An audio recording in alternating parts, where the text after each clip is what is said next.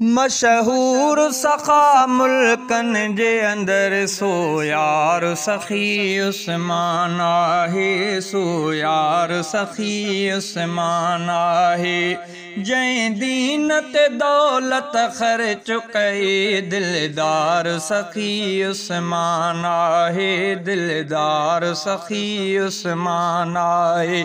मशहूर सखा मुल्कन जे अंदर सो यार सखी उस्मान आहे।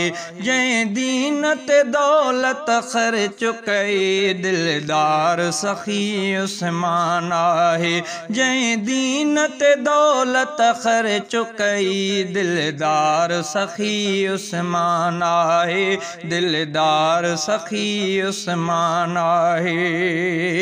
हिक भेरो नबी ऐलान कयो, कुछ राह खुदा में खैर कयो। हिक भेरो नबी ऐलान कयो, कुछ राह खुदा में खैर कयो। उठ 1100 सामान ॾींदड़ निर्वार सखी उस्मान आहे।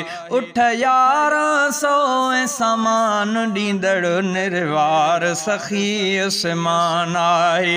जै दीन ते दौलत, जै दीन ते दौलत ख़र्च कई दिलदार सखी उस्मान आहे। खूह पाणी मिठे जो ख़रीद करे ऐं चयाऊं त हर को पिए ऐं भरे। खूह पाणी मिठे जो ख़रीद करे ऐं चयाऊं त हर को पिए ऐं भरे। सदा सारा ग़रीबनि जी लहंदड़ मन ठार सखी उस्मान आहे। जै दीन ते दौलत ख़र्च कई दिलदार सखी उस्मान आहे।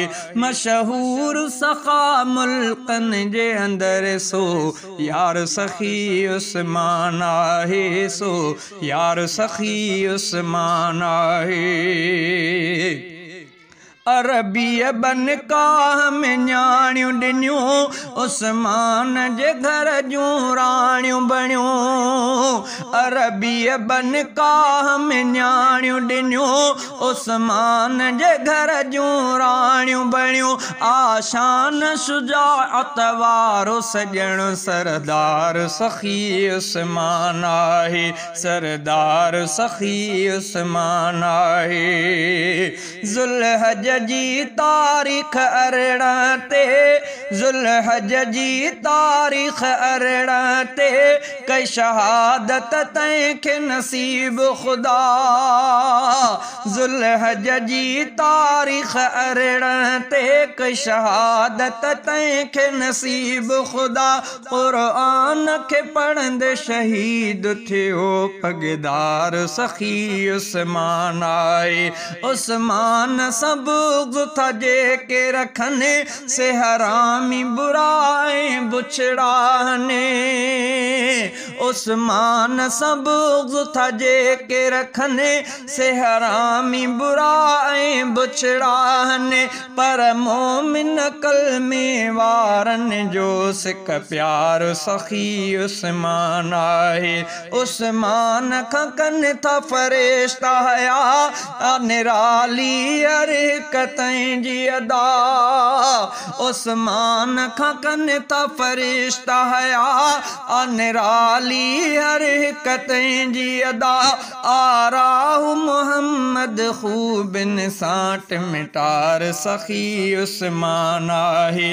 आराहु मोहम्मद खूबिन साट मिटार सखी उस्मान आहे। जै दीन ते दौलत ख़र्च कई दिलदार सखी उस्मान आहे। मशहूर सखा मुल्कन जे अंदर सो यार सखी उस्मान आहे, सो यार सखी उस्मान आहे।